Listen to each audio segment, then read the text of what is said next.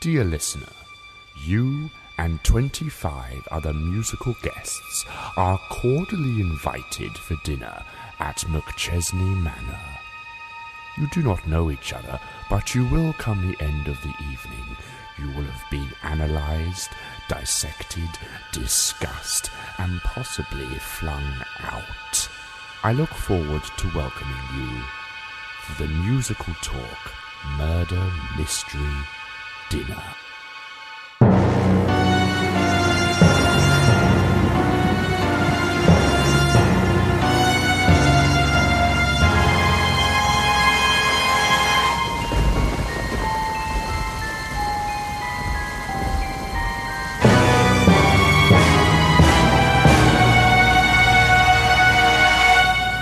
Hello, welcome to this week's episode of Musical Talk. My name is Nick Hudson. How are you? I hope you're okay. I'm joined here by my wonderful friend Dominic McChesney, our first ever Musical Talk episode together, Dom. Hi, Dom. How are you? It is. Hello. I'm very well, thank you, Nick. Tell the world where you are right now. I am in lovely Mexico City. Oh, the two words often don't go together from what I've heard. Well, yes, unfortunately, but it is actually very nice. It's a lot nicer than people think it is. And tell everyone what you do, for those that don't know. I am the Director of Attractions Worldwide for the Sudden Impact Entertainment Company, and I direct attractions in theme parks worldwide. The very latest one, of course, has been Ghostbusters, Los Cazafantasmas, La Aventura Laser, which is the world's premiere Ghostbusters attraction, which we've opened here at Six Flags Mexico City. It's going great guns, and you yourself have had a little part of it, haven't you, Nick? Yes, I've done the noise for it, which is very exciting. You've done the noise. Yes. You've done the music. Well, literally, in some cases, yes. Yes. But I've been scoring for this company for about a year now, and it's absolutely wonderful. But today, we're going to be talking about musicals that might involve guns, mightn't we, Dom? Yes, a few involve guns, a few involve knives, a few involve, in one case, it involves a stiletto. We're talking about kinky, but no, we're not. We're talking about murder mystery musicals. Yes. For short. Of which the general public might think there's one or two, but there's actually a huge amount, aren't there, Dom? There's loads of them. I mean, my two passions are musicals and also whodunits and murder mysteries. So a few years back, I started kind of looking and seeing where they cross over. And of course, then I did the podcast recently about Nick and Nora, which is a whodunit. The more I looked into it, the more they appeared. And some of them I've seen, some of them I haven't seen, some of them I want to see, some of them I may get a chance to see, and some probably will never see the light of day again. And most I've never seen. Yes, I think there may be one or two there's one I know you've seen, and then there is a couple. Oh, there's two that you've seen, and then there's a couple that I know that you've probably heard of, and then the majority of them I think you probably won't know what the hell I'm talking about. Well, we have a lot on your list because you are an expert, so we're going to do something we like to return to every once in a while. I'm going to give you 2 minutes, Dom, each musical to talk about your subject. I'm just going to go through a sound and choose which one we can have to say the end. We will go with By the Seaside, which apparently is what the seaside sounds like. Yes, it does. All my days in Brighton. So, 2 minutes, Dom, and we're going to go through this in alphabetical order, aren't we? We are, yes. How organised of you. You've done a list, haven't you? I have. I've done a little list, yes. Let's start now. Go. Okay, the first one is a rumoured musical. It never was actually formed, and this is Arsenic and Old Lace. A lot of people may know. It's a very classic American whodunit murder mystery thriller, really. Although you know that the killers are, I'm not going to do any spoilers, but you know who the killers are probably about 30, 40 minutes into it. But there was a rumour that it was going to be written by a nearly forgotten team, Arthur Synack and Mervyn O'Late, and with also... Yeah, exactly. And they all said that this was going to be their great show, and it never came to pass. It was also talked about, a musical version was talked between Sheldon Harnick of Fiddler on the Roof and Richard Rodgers, believe it or not. And there was rumours of Mary Martin and Ethel Merman playing the two old sisters, the elderly aunts of Mortimer Brewster. For those who don't know it, I will give a few spoilers, but it's a very, very funny farce where two old ladies decide to help old gentlemen on their way by poisoning them and then having them buried in the cellar.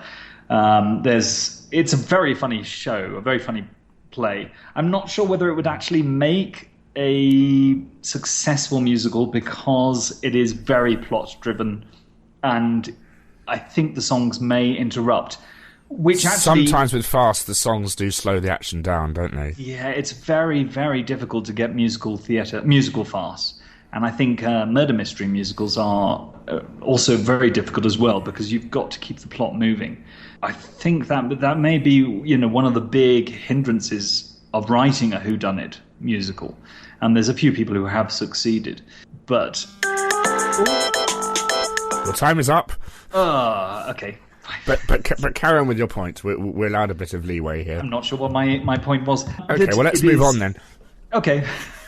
Well, I've just realised that some of these are going to be, that one particularly, even though we started, that was a rumour, something that never happened. But it would have been interesting to see. Even they've managed to make difficult plays into successful musicals before, and I'm sure people will continue to do it over again. But it is a very difficult skill to actually be able to do. Okay, let's move on to the next one. Here we go. Okay. Go. Okay. Well, this second one is a show called Baker Street. Now, Baker Street was the musicalization of Sherlock Holmes. Now, this is not. We've got two Sherlock Holmes musicals coming up, but this wasn't necessarily a whodunit, but I did include it because it was one of the big ones. Music and lyrics by Jerry Rafferty. No, it wasn't actually. No, it was the book by Jerome Coopersmith, and music and lyrics by Marian Grudeff and Raymond Jessel. It also had, funnily enough, additional lyrics by Sheldon Harnick, and also additional music by Jerry Bogg, both from Fiddler on the Roof and She Loves Me fame. The cast was Fritz Weaver, and Inga Svensson was also in it. It ran on Broadway for quite a while, and you can get the cast recording. It's got a wonderful score. There's some great numbers, and you've also got I think it's based on A Scandal in Bohemia. Those people who are Sherlock Holmes.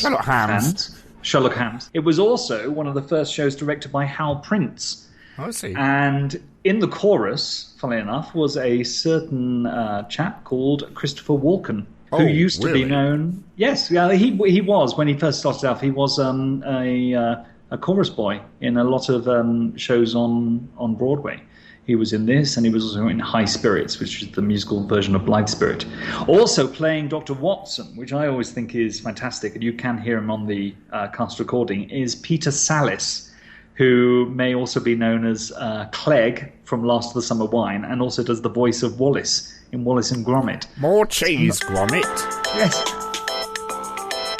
It's funny when you think of all these big Hollywood stars that they, like Richard Gere and Catherine Zeta-Jones and stuff, they all did start out, being in the chorus, didn't they? Absolutely. You see people like Peter Sallis, and people don't really think of, if you say Peter Sallis, they don't think of him being in a Broadway musical. No. But he was in that. He was also in She Loves Me as well. So far, these two, they're all Broadway. They're not British. That's right. Yes, they're Broadway. Well, the first one never was on. Was nothing. I think there's only a couple of ones from England, I'm afraid. Well, that's interesting because it's such a British thing, isn't it? I mean, Curtin's famously said it's almost a hobby for them over there. Yes, absolutely. Let's go on with your third, not choice, but your third victim. Go. The third one is an English one, it's an American writing team, but the premiere was in England, I believe. And this is The Case of the Dead Flamingo Dancer. Flamingo, not flamenco. Now, this was book and lyrics by Dan Butler, who is also known for playing the role of Bulldog in the TV series Frasier. And the music was by Donald Oliver. I remember when it opened in England because it was on at the Leatherhead Theatre, and it starred Tim Flavin and Jessica Martin. And it kind of got some notice, and then just seemed to disappear, which is a little bit of a shame, really. It sounds very typical whodunit. There's a small cast of characters. I think the whole thing is played on a piano, which is on the stage, and it's all set in someone's kind of grand mansion. It's set in 1942. The production was first produced. It was first produced in America in East Hampton in New York in 1986, and then it went on to be at the Thorndike Theatre in Leatherhead. It was meant to be prior to the West End, but then I think it never came in, which is a bit of a shame. But it was around that time that I don't... Dead on arrival, you could say. Yeah, yes, unfortunately so. We should have gunshots for shows that didn't make it, shouldn't we, really? Or pun shots. Or pun shots. It was produced by Bill Kenwright. Oh, and Gay Soper was in it, who is, she's We'll never know what she is. No, I mean... Gay Soper's... No, she's a legend, isn't she? She's a legend. She has been in many, many shows. All right, well, let's get on with your next choice. Okay, the next show is City of Angels, book by Larry Gelbart, lyrics by David Zippel, and music by Cy Coleman. Now, sadly, I've missed nearly every production of this. I remember when it came out in America, and I was very, very excited, and I got the soundtracks. I loved Cy Coleman's music, and David Zippel's lyrics are just brilliant. Excellent. Yes. I'll forgive you for saying soundtrack, but the... Did I say soundtrack? I should be shot. Which cast recording do you prefer most? I have to say the American. Ah. Yes, I do. I tend to go I like for flitting back and forth between the Broadway one and the London one because I like the London opening, but I prefer the Broadway version of You're Nothing Without Me. Yes, absolutely. I mean, who was in the London production? Martin Smith, who's sadly no longer with us. He was a great performer. Did some wonderful shows, and I think it just didn't run particularly long here. It did okay, I think, but it just didn't do. Well, it did very well it did very well at the Donmar. Oh yes, because you couldn't get a ticket, could you? No. Wow. Love Nor Money or Murder, you could not get a ticket. Tell us about. I'll allow a bit longer on this one because it's a show that does interest me. Tell us about City of Angels. Okay, City of Angels is about Hollywood in the late 1940s, and it has two stories that happen at the same time. One is about the writer of a detective series, and as he writes his story, which is going to be made into a film by a studio, his detective also takes part on the stage. So you've got these two stories happening simultaneously. The author is Stein, and his detective is Stone. Well, that makes it sound like it's quite complicated to watch, because if you have a character called Stein and one called Stone and there's two plots going on at the same time and it's all they interact with each other, we've never seen it, you or I, but listening to the cast recording, they're cracking good songs, aren't they? They're wonderful songs. I think the device of having the two stories happening simultaneously, I mean, it's been used many times. And I think there's probably more complicated shows. Merrily We Roll Along for one, probably, I should think.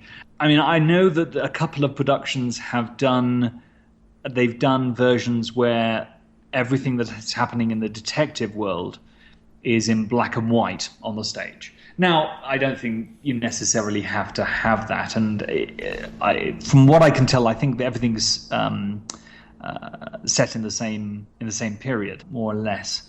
It sounds like it would lend itself better to being a musical film. That's a very difficult thing to say, isn't it? When neither of us have seen it. So, but it is very, very popular. People seem to. It's a hugely popular musical. There are productions going on all the time. The whodunit, I believe, it's slightly a mystery. It's very hard-boiled detective fiction. Very like Sam Spade and.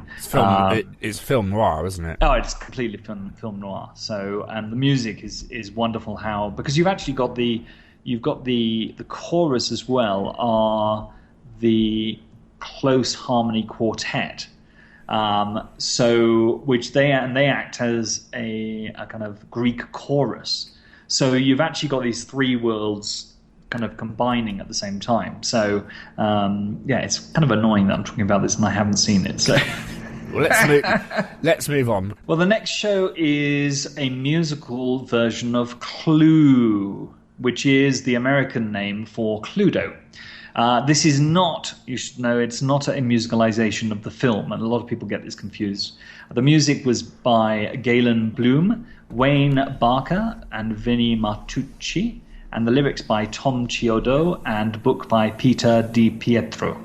Three composers, that's interesting. Yes, I know. Very, very interesting. It's very similar to The Mystery of Edwin Drood in the sense that it has various endings, which are determined because when the audience arrive, they have to pick the cards which will determine who the killer is. And the stage is absolutely laid out as all the rooms of the Cluedo board and the weapons and all the different characters. I've seen some clips on YouTube and I've got the cast recording, and I have to say it's not very good. It ran off Broadway, but it got kind of slaughtered by the reviews. It is done quite a lot in community theatres or amateur theatres in America, I believe, and schools and things.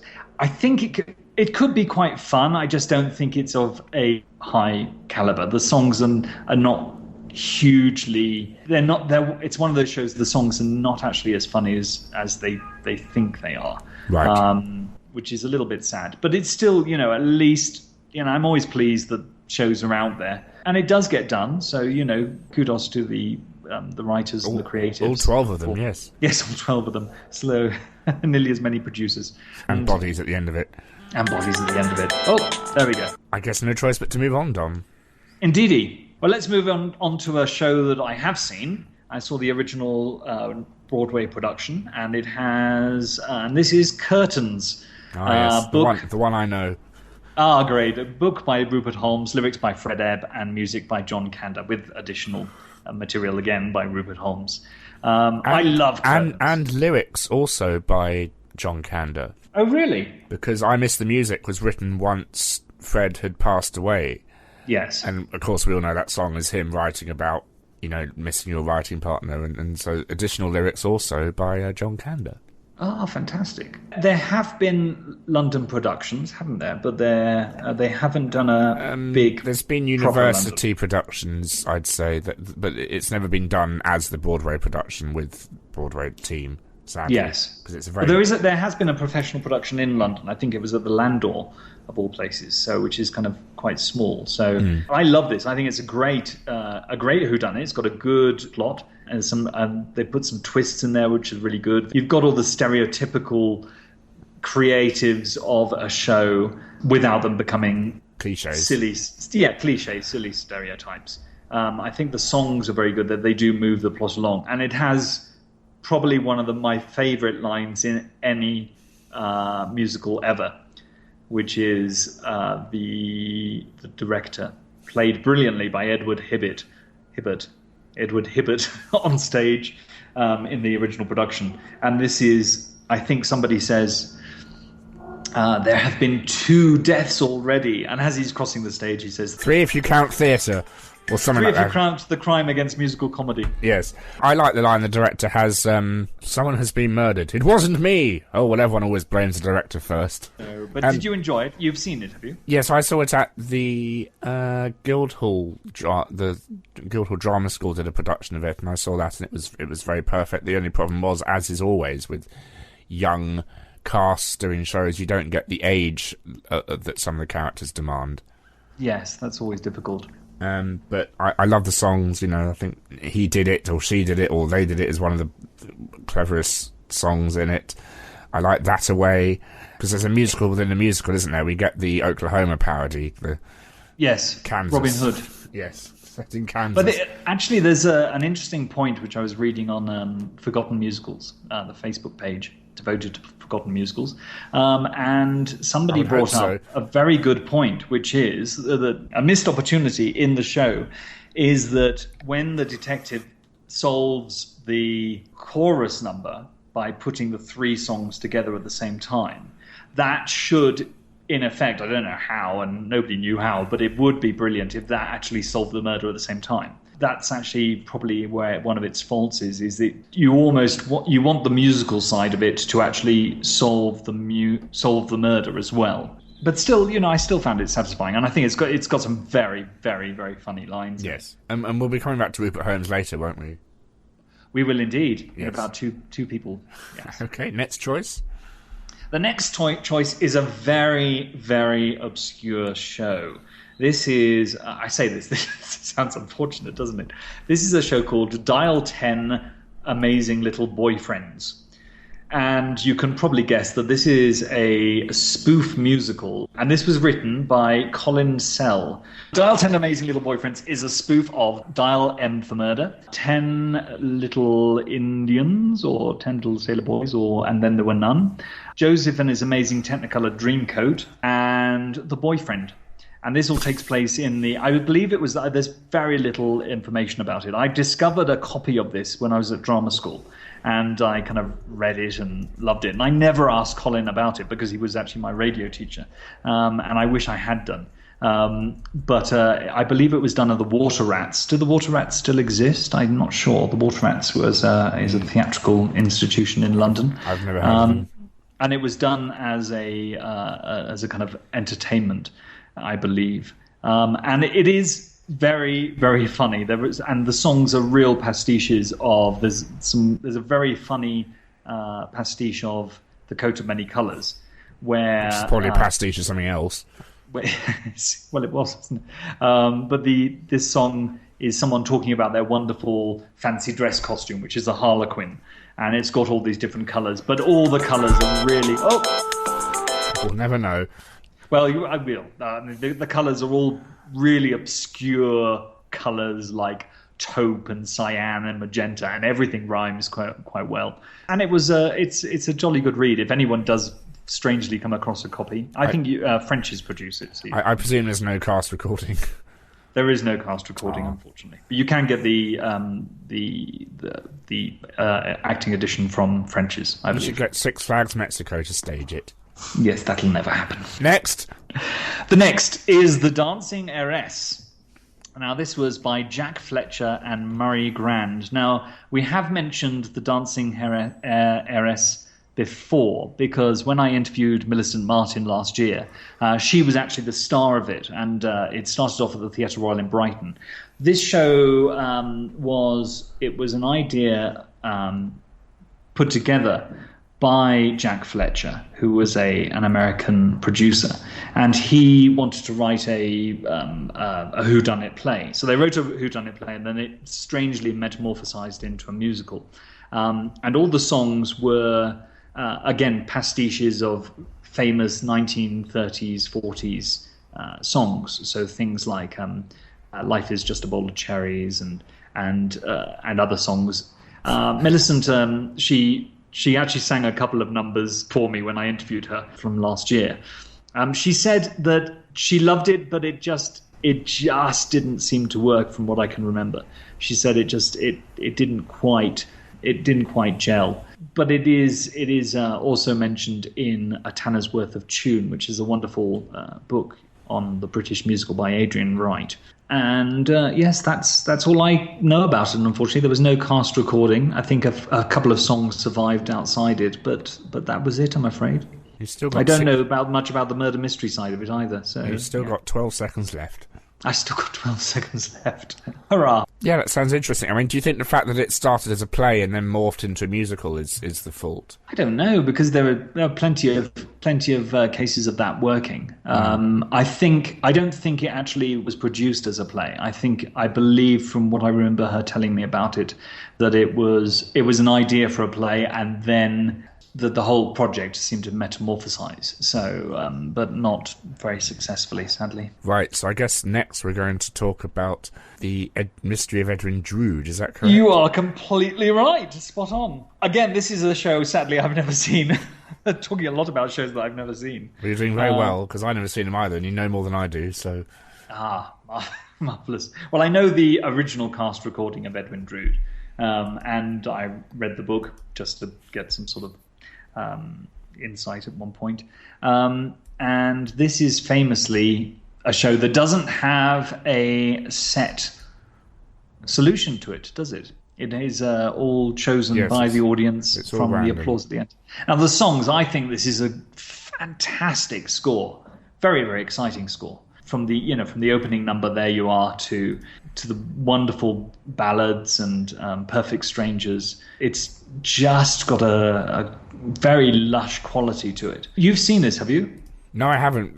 Foss saw it and absolutely loved it, and I think he talked about it a lot in the podcast. It's something I would enjoy, and there is a recent-ish Broadway cast recording because it went to Broadway, didn't it? It did, yes. And it sounds great fun. Rupert Holmes seems to be the one of the bigger supporters of the murder mystery musical, doesn't he? Yes, he does. Yes, he is. He's definitely seems to have covered. If anybody, he has covered the genres most successfully, or overlapped the genres more. And he's a big fan of murder mysteries, which is strange because we'll also get on to somebody else who's a big fan of murder mysteries in a moment.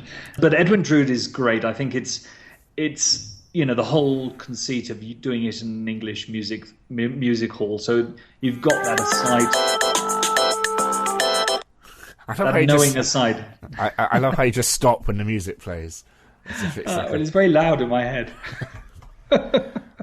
I'm sure we should have had a gunshot. My next choice is one that may surprise people, but this is the original production, or the original idea or conception of the musical the musical Follies by Stephen Sondheim, and the book by James Goldman. Sondheim being a famous fan of murder mysteries.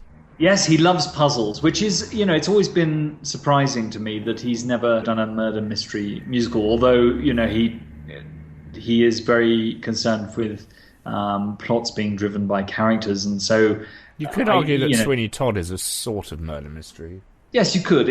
He did. Yes, actually, there is a mystery in the sense of what's happened to Joanna. Yes, that's probably the nearest he's actually really got to it. Now, he famously wrote the screenplay with Anthony Perkins of the murder mystery film The Last of Sheila, which is a great thriller. If people get the chance to see it, I think. Talk about Follies. You've got 40 seconds left. Oh, Follies. Well, Follies apparently the idea was to write a murder mystery. All the characters had one reason or another to bump off another character to make the whole thing whodunit. They apparently, when they did a read through, it was very aware that the plot got in the way. And the songs and the plots just didn't match up. So that is why it turned into a very character-driven show.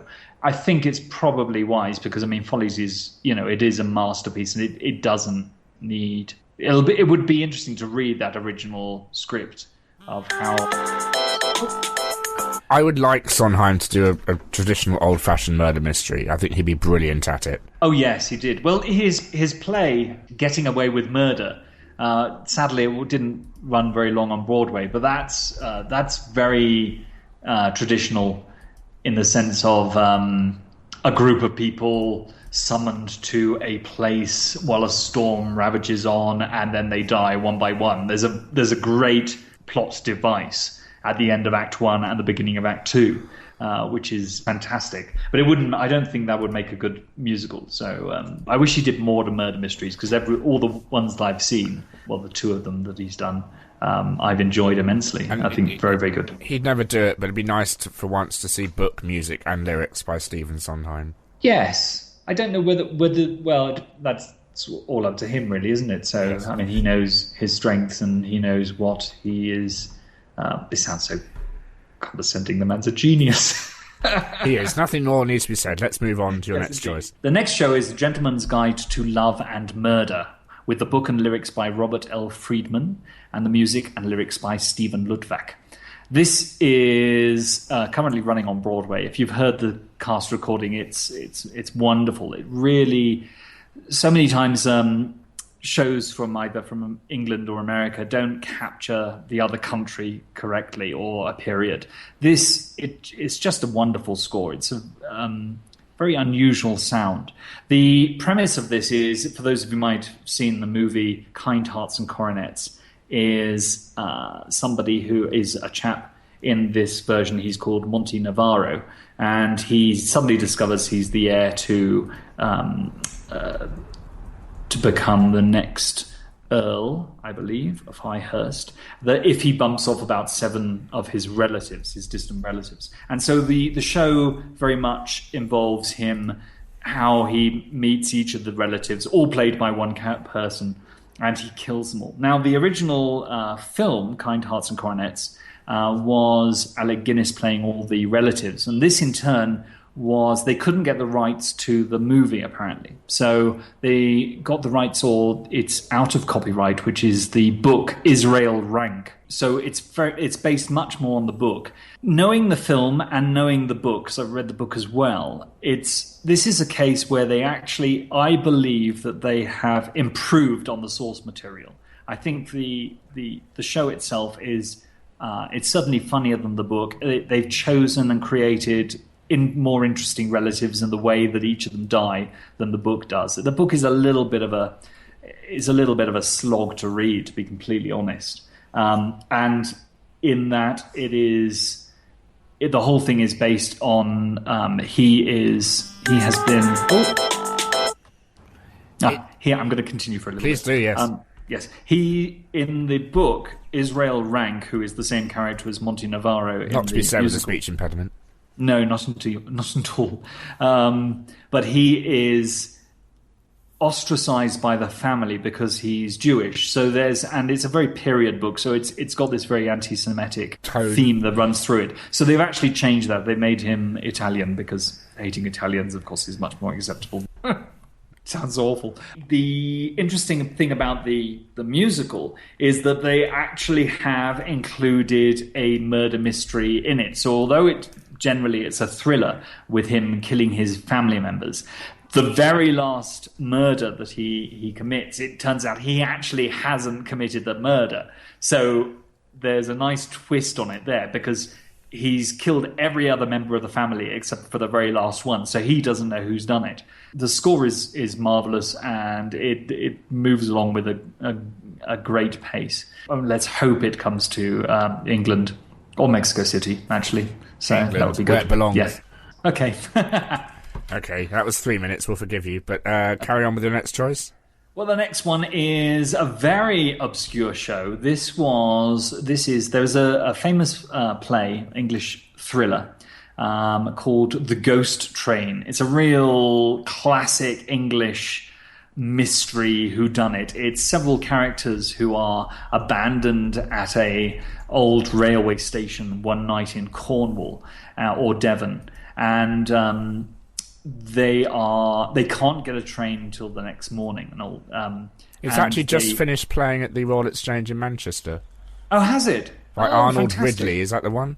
Yes, it is indeed. Yes, Arnold Ridley, and it's a really good show. It's one of those, because it's very period. It's one of those shows that I've seen a couple of very bad productions because people play it affected, and they don't get the period quite right. But when it's done properly, it's very, very funny, and it's a good mystery. There's this whole story about the ghost train that apparently goes through the station late at night.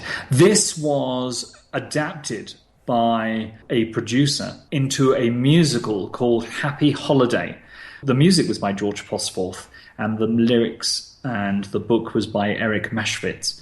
And everybody except the producer thought this was a bad idea. It ran at the Shaftesbury Theatre for a short while, but it didn't do very well at all. Again, because of the plot device, it's very difficult to get a play that is actually quite well written and moves along quite at the speed, and then to put all these songs in it. It's all about the Nazi sympathizers. But there are still some songs that survive from it, but it's not been seen for a long time, unfortunately. Well, now people know about it. You're doing very well, Dom. Am I? Like I said, I'm sure this isn't going to be any interest to anyone at all. You're doing better than I am. Next. The next one is, again, this is another one. Oh, so many of these actually never saw the light of day. This is one that I've been very, very interested in for a long time, but I can find very, very little information about it. And this is an Agatha Christie musical. This was produced in the 1960s, or was... It's called And Then There Were Jazz Hands. And then there were jazz hands. Oh, what a great title. Yeah. Now, this was going to be a musical version of Agatha Christie's novel Hickory Dickory Dock. And it was going to be titled Death Beat. Now, the only information I have about this is that when they had Agatha Christie's centenary, I believe, or on an ITV program, they interviewed the satirist John Wells, who explained that he came into the entertainment industry because he was first asked to write the book for the musical version of Hickory Dickory Dock. So Agatha Christie was, in effect, kind of responsible for him becoming involved in entertainment. I know the book. It's a strange choice, but I probably, the reason why they chose that was, it makes a little bit of sense simply because the story is about a group of, I think if they're trying to do an updated or a period piece set in the 1960s when it was, meant to be done, it has that feeling of swinging London. But it has that feeling of all the young characters living in a boarding house in London and the deaths in the 60s. It's interesting. It's not really a decade one associates with Agatha Christie, is it? Well, strangely, this is one of those... Yeah, carry on. I'm going to go off topic a little bit here, but one of the things that people think, because Agatha Christie was labelled, the queen of detective fiction and the golden age, which is the period between the two wars. The great thing about Agatha Christie is if you actually read her books all in order, you get a fantastic catalogue of how England changes from the 1920s right up to the mid-70s to when she died. Now, some of her later books aren't much like the Jess Williams stories. You get the same thing we talked about once. Do you remember? Yes, we did indeed, and it's exactly the same. You do get this. So when you get the Mysterious Affair of Ad Styles, which is very, very Mysterious Affair of Styles and Drew. Yes. There's a show. But when you get to the 1960s and 70s and you've got things like Hickory Dickory Dock and The Pale Horse in particular, I remember, and Third Girl, you've got her mentioning about teenagers in jeans, and rock music.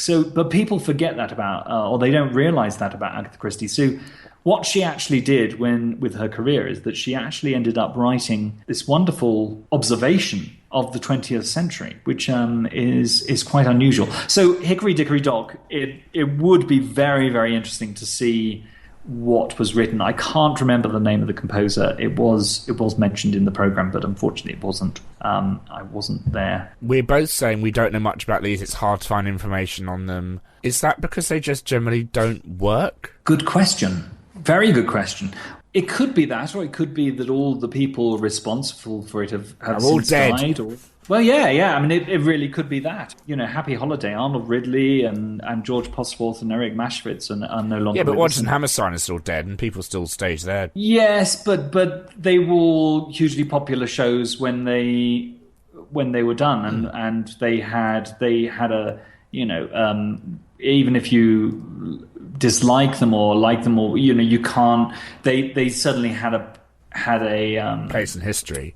Well, yeah, a place in musical theatre history. So, but so many of these shows are obscure, and that's just because I'm mad.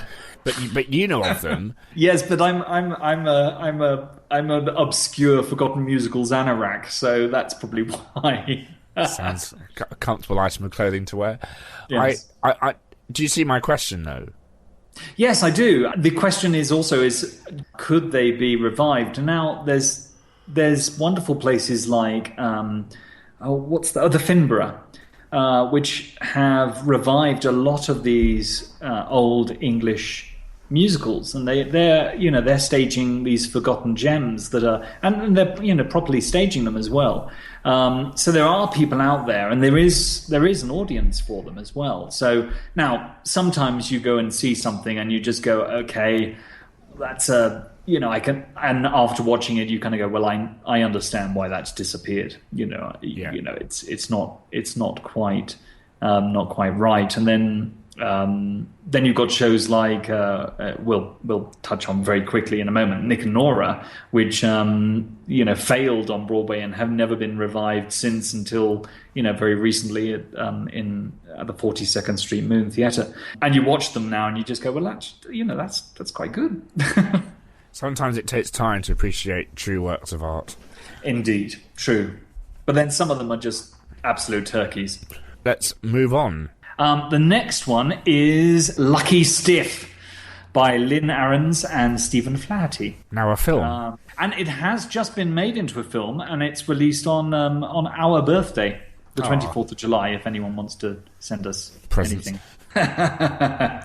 Lucky Stiff is based on a farce. It's based on a book. It's a musical farce. The character of Harry Witherspoon has to, in order to inherit $6 million, he has to take his dead uncle to Monte Carlo for a final holiday.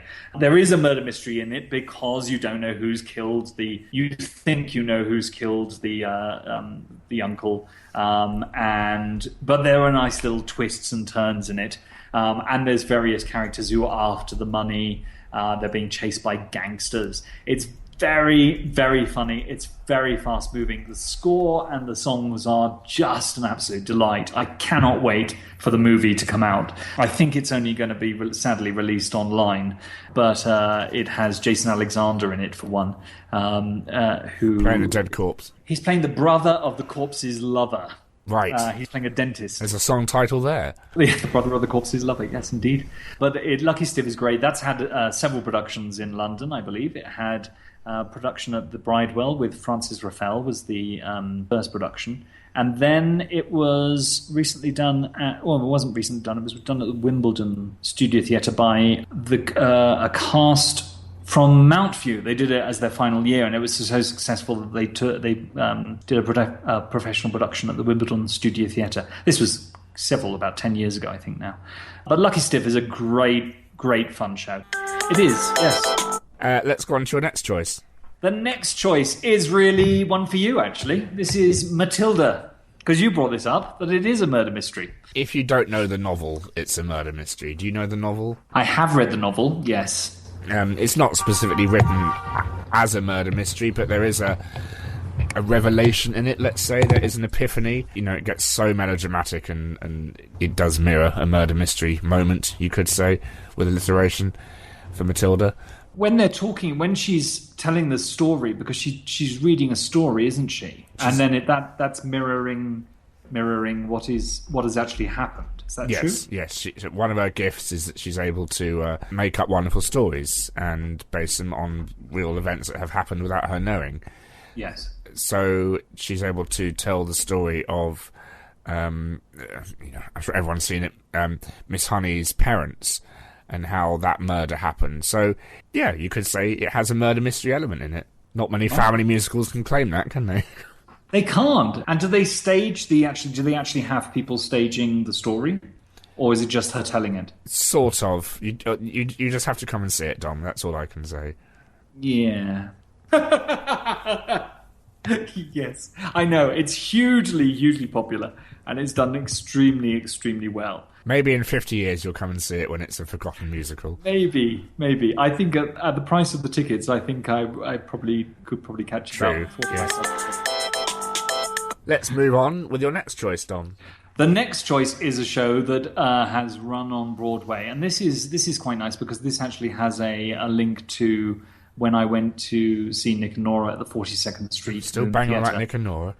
I do, yes. This is a show called Murder for Two, and this has been an off-Broadway. It's now playing in Philadelphia and Los Angeles, and it's playing in New York, in Albany, New York. It's it's had many, many nominations for Outstanding Book of a Musical, Outstanding Production of a Broadway or Off-Broadway Musical, Outstanding Off-Broadway Musical, Outstanding Lead Actor in a Musical, and it won the Best New Musical Work. One actor plays the detective, and the other actor plays all of the other suspects. They both play the piano. Sometimes one of them's playing the piano and the other one's singing, or just every variation of that. Sometimes they both play the piano, and It does look brilliant. It looks very, very, very funny. It's one of those things where the book is obviously is quite tight. The songs are very well written. They're very funny, but that's enhanced by the skill of both these performers. If you go to the website, you will recognize probably the one of the people.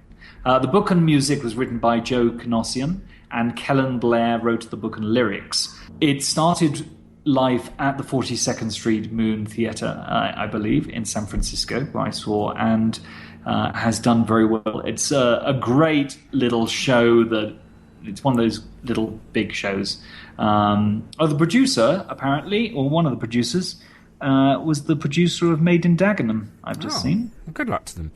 It sounds a bit like Woman in Black with its too small two-hander, but the way that one person plays someone and then the other person plays someone else, or everyone else. Yes, absolutely. Yeah, I think you're absolutely right. It's it's exactly using that device. Of course, with the added thing that they do play the piano, which Woman in Black doesn't have. But Woman in Black, you could say, is also a murder mystery. Speaking of London theatrical icons. Yeah. Yes. I used to work on that. I worked on the original production. Because she was parodying Wilkie Collins, wasn't she?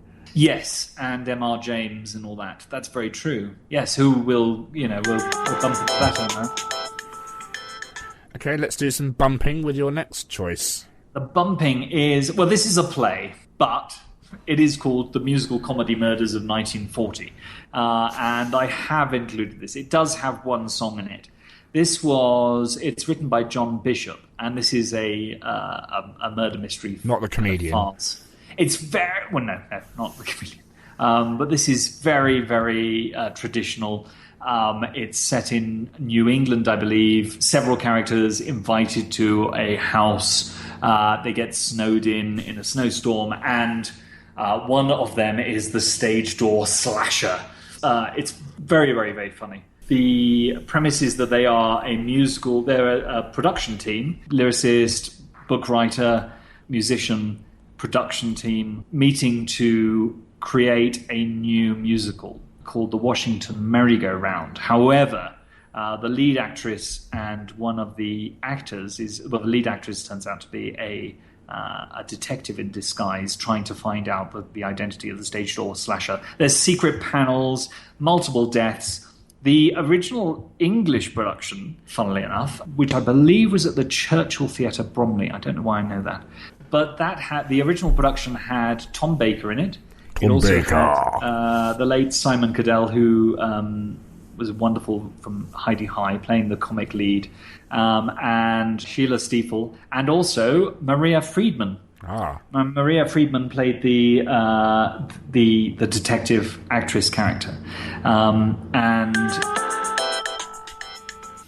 I've included it just because it has one song in it. Here, I want to mention The Play That Goes Wrong, which isn't a musical, but it's a very successful play in London at the Duchess Theatre, and you are going to see an amateur dramatics company put on an old 1920s British murder mystery play, obviously influenced slightly by The Mousetrap, I would say. Yes. But it leads me to the question, yes, or the observation, that a lot of the successful musicals or plays seem to be parodies of the Agatha Christie and Then There Were None. Even Family Guy's done one in the... It has, yes. And then there were fewer. Yes. Which I'm glad they say, and then there were less, because fewer is correct. It seems to be a genre that can't be done seriously as a musical. It has to be, for it to be successful, it has to be done as a comedy.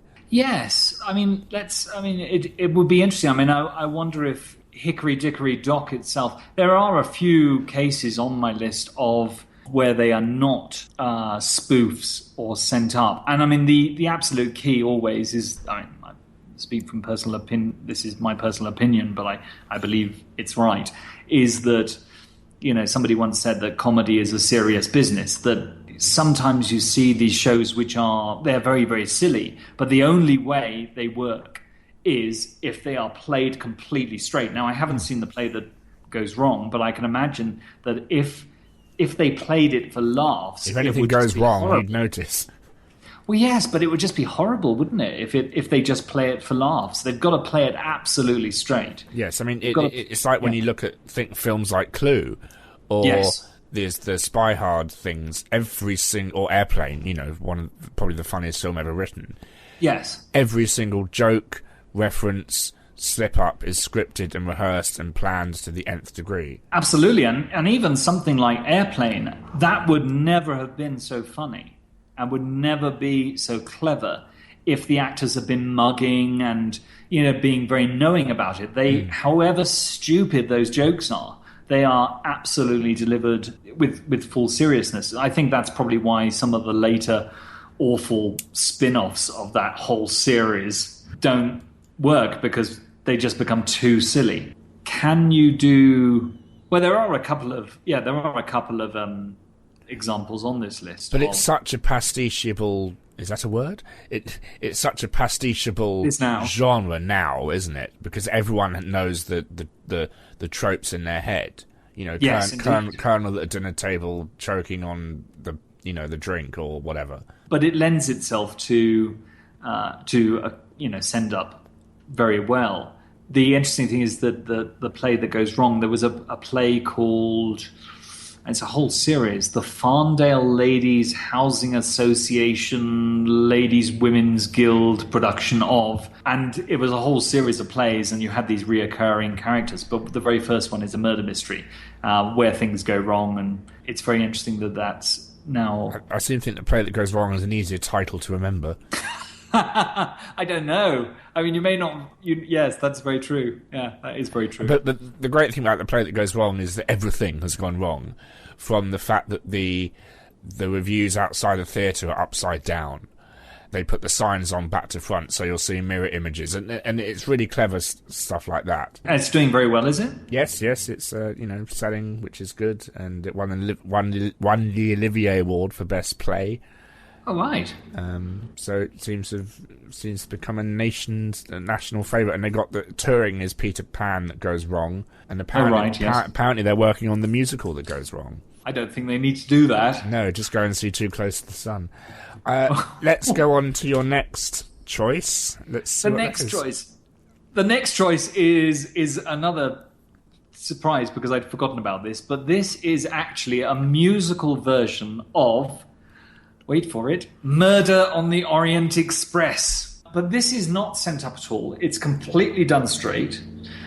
I don't think this was... I don't know the legality of this production, let's put it that way. It was... I discovered this on YouTube, and it was being produced by a school in Germany. So the whole thing's in German. What can I say about it? It is completely straight, done straight. It's not done for laughs or anything like that, and it is a musical of Murder on the Orient Express. What more can I say? There's not much to say. I believe it may still be up on YouTube. Let me just have a quick look. The thing is about that is everyone knows the ending. Yes, indeed. And there's a clue in the sentence. But wouldn't you like to see the musical version of it? Absolutely, just to see the train. Yes. Well, I think this is I think it's a bit of a cardboard cutout. So it's good enough for on the 20th century. So it begs the question: if it was a comedy version, it might have got somewhere.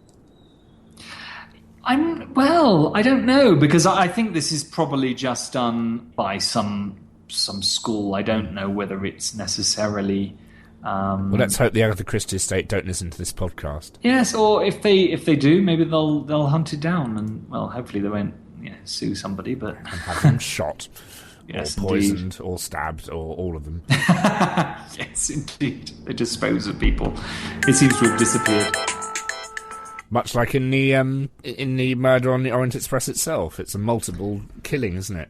It's not a multiple killing, but multiple. A multiple. Should we say spoiler? Yes.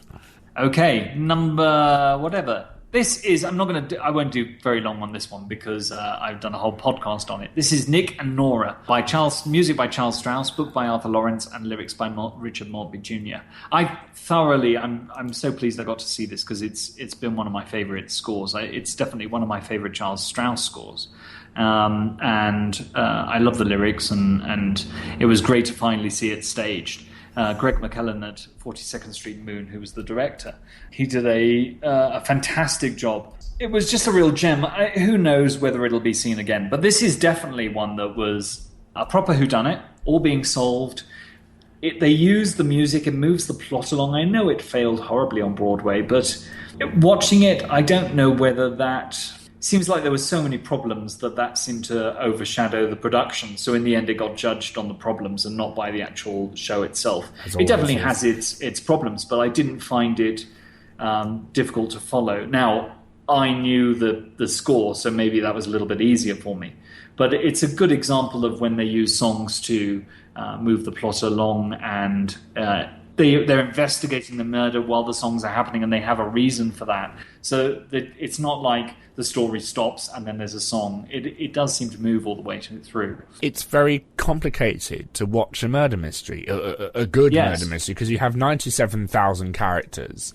Yes. And to layer songs onto that as well, you really have to concentrate. And for some people, they don't like to go and see musicals to sit there and concentrate. No, that's very true. But, thank goodness that there are such a variety of musicals in the world, that there are musicals for people who don't want to concentrate and just want to dance in the aisles. Of course, but that might go back to my original question of, why aren't they as numerous as they should be? I think it's to do with the plot. It's very, very difficult to get that balance, to be able to put over the story, like you said, a complicated story. And there were definitely people, I think, watching Nick and Nora who didn't know what was going on.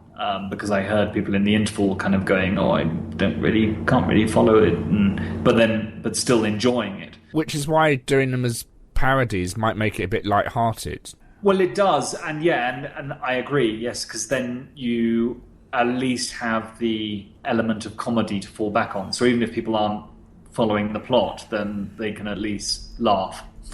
Hopefully for a reason. Okay, so Nick and Nora is definitely one of my favourites, I have to say. So out of all the genre of murder mystery musicals, my next one is No Way to Treat a Lady: Book, Music and Lyrics by Douglas J. Cohen. Do you know No Way to Treat a Lady, the film, Nick? No. Have you heard of it? I don't know any way to treat a lady, no. I remember this being...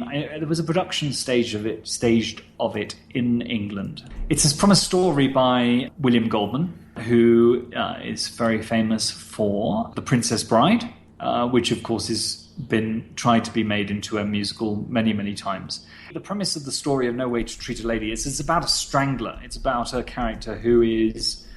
he's fixated on his mother, on his dead mother, and he... Sounds like Psycho. Well, it's very similar to that in the sense of that, he's been very dominated by her, so he goes around killing women, but as he kills them by adopting different disguises. And so it's a very, very dark... the film is extremely dark, so it was quite an unusual subject matter to make into a musical. I haven't seen the musical, so I don't know how dark it is. I think it's not played for laughs. I think it is actually played for the drama of it. It's just a very odd subject matter. It's inspired by the Boston Strangler, who was a real murderer who went around and... I thought he was just in the Family Guy episode. Oh yes. Oh, I've just seen another link, which is... Oh, okay. Which is Family Guy. This is the novel of No Way to Treat a Lady. The novel led to Goldman being hired by Cliff Robertson to adapt Flowers for Algernon, which was launched his screenwriting career. Flowers for Algernon was made into a musical by Charles Strauss and Lee Adams, and that starred Michael Crawford on the West End stage, Adam Mouse. Not to be confused with Billy. No, not to be confused with Billy, which is the musical version of Billy Liar. Which also starred Michael Crawford. Yes, indeed. Oh, there's another podcast there. Plays musicals that starred Michael Crawford. Yeah. We can start with Dance. My favourite being FX in Las Vegas. Did you see that? No, but I've seen video clips of it. It looks wonderful. I had a friend who was in it with Tommy Tune. Okay, well, there's your interview. Next, what is next? Okay, the next show this is another one. This is a comedy, but it's not played for laughs. It's just a very bad comedy then. It's called Redhead, and it was written the music was by Albert Haig, and the lyrics by the wonderful Dorothy Fields. and who wrote the book with her brother, Herbert Fields, and also Sidney Sheldon, the novelist. It was written as a vehicle for Gwen Verdon. There was recently a production by the London School of Musical Theatre at the Bridewell, funnily enough, and I think that might have been an English premiere. The score is great, really classic, good old-fashioned Broadway musical comedy. You can get it on iTunes. I do recommend it for people who love history of musical theatre. Albert Haig is famously known for Fame, the TV show, and he played Professor, I forgot the name of the character, Wolowski or something like that. So he wrote several musicals, Plain and Fancy, Redhead and The Fig Trees Are Falling, and also Caffey Crown. And he wrote the music for the new TV version of How the Grinch Stole Christmas. He played Benjamin Shorowski, the music teacher in Fame. Redhead is very much a musical. It's very kind of set around Victorian London. It's kind of got the Jack the Ripper feeling, and it's about a character who pretends to be a victim in order to get... we'll never know. Oh, she pretends to get attention, and then ends up catching the real killer. It was great. It's a wonderful score with great songs. There are some clips on YouTube, I believe, of Gwen Verdon doing a couple of numbers. So we highly recommend that. So I wish I could have seen the recent version. The next one is Sherlock Holmes the Musical by Leslie Bricusse. And I saw the original production of this at, the original production was in Exeter, but the original production at the Cambridge Theatre when it came into town, starring the late, great Ron Moody. Now, this is just Leslie, it's no Anthony Newley. No, it's no Anthony Newley. Liz Robertson was Bella Spellgrove, who was the female lead character. And Liz Robertson is famously was also the wife of Alan Jane Lerner. And she played Bella Spellgrove, who is also Sherlock Holmes's love interest, nemesis sort of thing. It's got a great score. It's great fun. I think he took several songs from other shows and put them in there. Ron Moody was maybe a little bit too old to play Sherlock Holmes, I think, when I saw it. And it didn't, sadly, do a particularly long run, I believe. Let me just have a look. I've just read that he did a reworking of it in 2013, which is very interesting. Yes. It did. There was a tube strike at the time, and it only ran for a limited season of 5 weeks. Oh, good Lord! That's a long tube strike. Yeah. The run, but that's a great fun, and that is a whodunit because there's a murder. You do know whodunit, but it's towards the. Is it based on a Sherlock Holmes novel or short story, or is it one that Leslie conceived entirely? He conceived it entirely. So, but it does work, and was revised, slightly revised, and ran from the Bristol Old Vic with Robert Powell in the title role. Jesus. Sorry. Yes, Jesus. That's not a reaction. That's just that's whom he played. My mother always goes, "Oh, he had lovely eyes, lovely eyes." But you can get the cast recording, and that's quite a fun show as well. So yeah. Okay, so we got a couple more left, so let's go on. Okay, the next one is another one of my favourites. This is a musical called Something's Afoot, and this was written by the lyrics by 3 lyricists. James MacDonald, David Voss, and Robert Gerlach. And they also wrote the book. And the music was also written by those 3 and also with Ed Lindemann. Something's Afoot is a murder mystery musical spoof of And Then There Were None, which is, the premise is 10 people are invited to a place, which is then cut off from the rest of the world. And then they start dying one by one. Now, she wasn't necessarily the first person to have multiple murders at a country house weekend, but she certainly, I think, created the classic version that has then become the standard for all the other stories that are based on that idea. This is very funny because all the characters are absolutely stereotypes. They are the Colonel. The detective who's called Miss Tweed in this is a spoof of Miss Marple. Then you've got the bright young thing. You've got the heroine, Hope Langdon. You've got the maid, the butler, the caretaker, the doctor, the lady, and the black sheep. And then you've also got the mysterious stranger who turns up in the middle of a storm that cuts off the island at Ranker's Retreat. The whole comedy that comes from this show is how each character dies, because they get killed in more and more ridiculous ways. There are some very, very funny moments in it. It is a really good example of something that, if it's played for laughs, it fails horribly.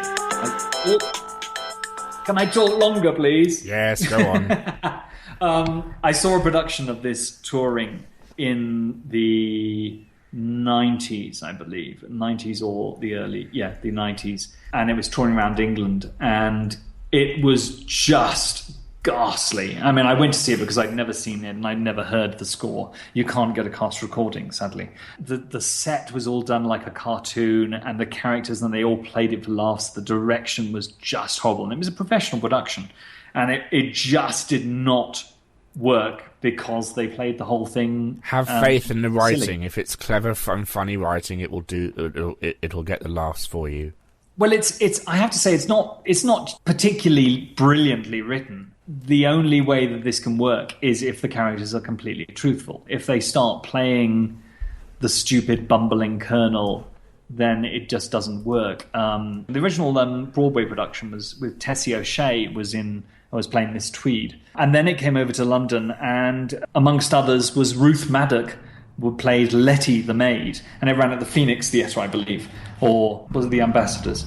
One of those two. But it ran for quite a while. And it is funny. I mean, the songs aren't great. You kind of want them to be a little bit funnier than they are. Now, the whole thing, there was a televised version for American TV, and the whole thing is available to find on YouTube. So you can find a proper production. It's okay. Again, it's kind of amusing, but there is still some people who are playing it a bit silly. So, yeah, it's definitely worth having a little look at if you do like oddities of musical theatre. Okay, there you go. Let's move on to a next choice. The Woman in White. And let's move on to a next choice. Now, The Woman in White is probably we should mention this, it is probably one of the greatest first detective stories ever written. It's meant to be and I saw the original London production with Maria Friedman and Edward Pethbridge. And Michael Crawford. And Michael Crawford, indeed. Did you see it, Nick? No. Have you heard it? I've tried to listen to it, but I just get so bored I have to go and sit on a railway track and hope a projected train comes by. It was... Oh, God. I wanted to like it, and because I like all the performers in it, and I liked David Zippel wrote the lyrics, Andrew Lloyd Webber wrote the music, and I think David Zippel's lyrics are great, but it just was terribly dull. I have to say, I didn't enjoy it. Is that because of the novel or the music? I've never read the novel, but I have seen the TV adaptation. It's a good story. It's just a little bit... It seemed like there were just hundreds and hundreds of ballads. And the projection, which was clever, but after a while it was like playing a very, very boring computer game where you couldn't point and click on, I want to click on the spanner and attach it to the cat in order to open the window. Yeah. It just kind of felt so laborious, and I just felt I'd been in the theatre for about 9 hours. Had a rat in it, though. It did have a rat. I think that was probably Michael Crawford's finest hour. His time from Flowers from Algernon. He did that actually was the best number in it. That number I actually really enjoyed. Yes, You Can Get Away with Anything, and it's the one I came out humming, and I can still hum to this day and sing a little bit.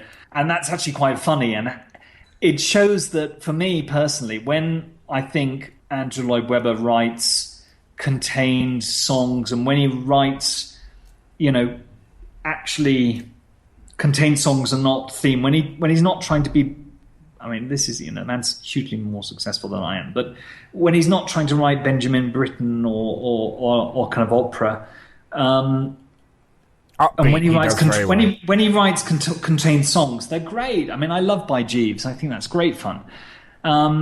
But that kind of stood out for me in when you're watching it and you can get away with anything, kind of really stuck out like a sore thumb, because suddenly it was like, great, there's a number that has a beginning, a middle, and end, but the rest of it just kind of didn't. Really. Like there's a song in Whistle Down the Wind which I love called When Children Rule the World, which is a really, really nice tune. It's innocent, it's joyous, it's fun, but it is his through composed stuff which is just tedious. Yeah, I do, sadly. Can I put a kind of little suggestion in? It's not necessarily a murder mystery, but it has elements of mystery in it, and as we're in the realm of W, yes. I'd like to put Wicked into the... okay. Well, you speak that. I've seen it, but... Well, the whole mystery thing of, who's her father? Oh, right. Or, actually, and what happens, because at the beginning you think that she's dead. Yes, and who is good, who's bad, all that kind of stuff. But I just think it has mystery elements in it, I think. Yes, that's very true. Have we reached the bitter end? Is this body well and truly dead, or is it still spasming There's slightly? 2 more thrusts of the knife. Right. Yes, if our listeners haven't already disposed of themselves already. Yes, with many thrusts of a knife. This is a murder musical film. It's a French film, and this is called 8 Femmes, or 8 Women, or it won't be 8 Femmes. Huit Femmes. Huit Femmes. And this is it's a dark comedy musical, and it is 8 women in a snowbound cottage, and they're isolated at Christmas. And all invited for no reason. Well, no, they're all related to each other. Oh, okay. It's very, very Hitchcockian, and Vincent Minnelli.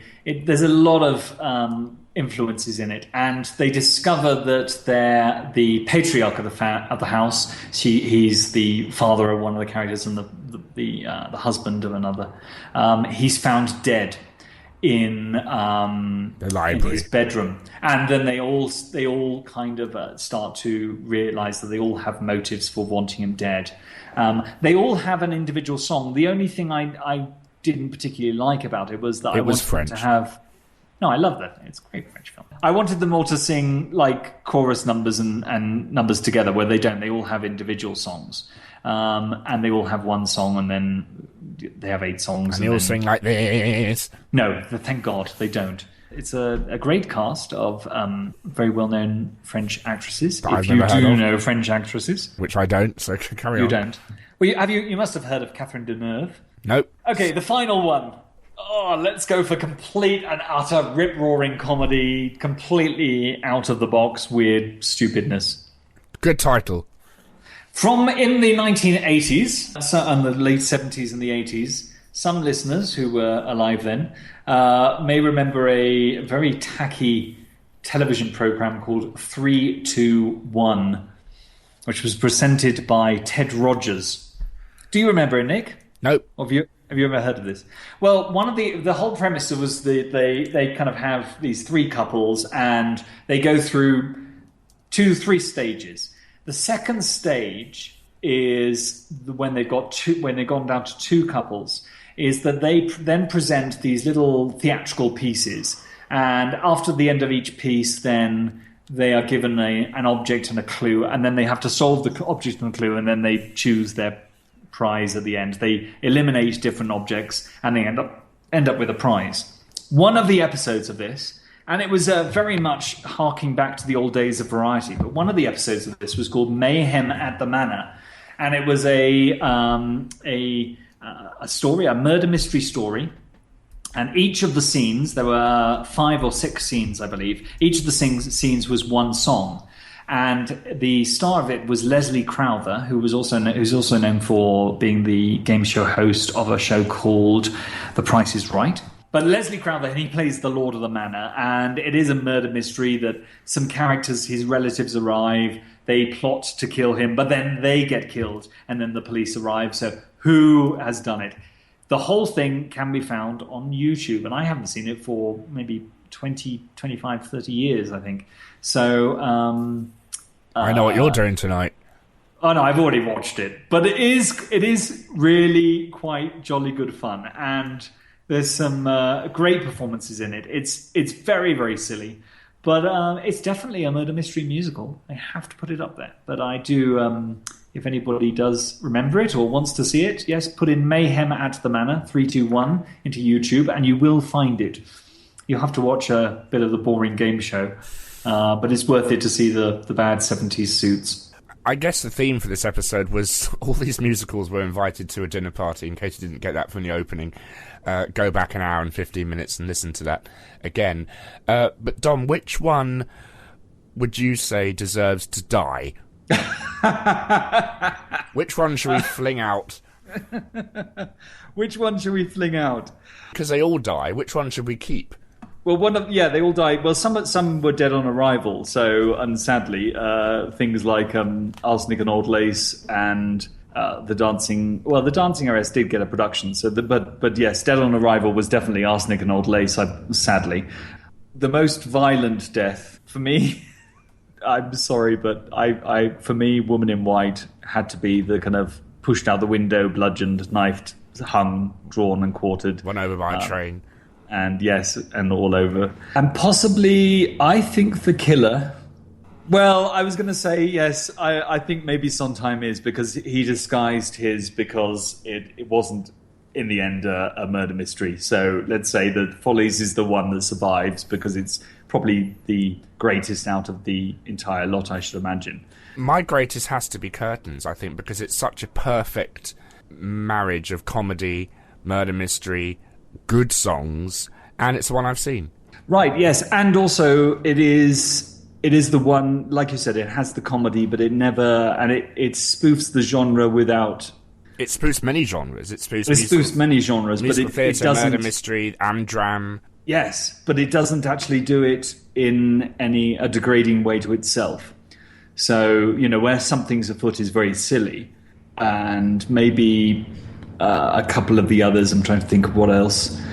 Yeah, but yes, Curtains. Lucky Stiff is another one. Okay, we're going to have to choose. Right, so the most, the big death would be Woman in White. The murderer and the person who escapes is Follies, but for you... Oh, but you said Curtains. So for me, it's Follies, and for you, it's Curtains.